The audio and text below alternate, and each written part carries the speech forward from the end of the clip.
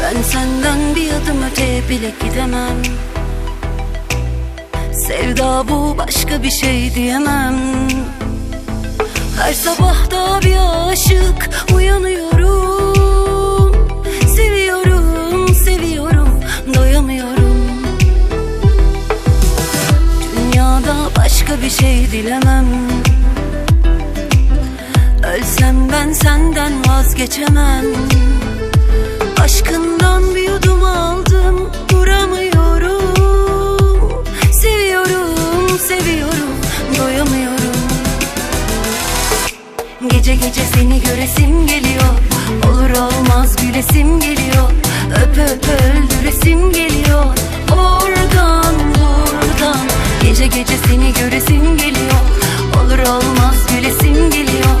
Öp öp öldüresim geliyor. Oradan buradan.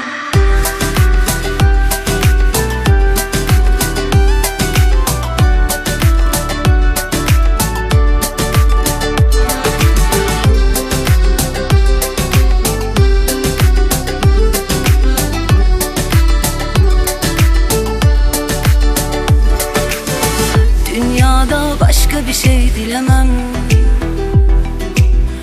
Ölsem ben senden vazgeçemem. Aşkından bir yudum aldım, duramıyorum. Seviyorum, seviyorum, doyamıyorum. Gece gece seni göresim geliyor. Olur olmaz gülesim geliyor. Öp öp öldüresim geliyor. Oradan buradan. Gece gece seni göresim geliyor. Olur olmaz gülesim geliyor. Öp öp öldüresim geliyor. Oradan buradan.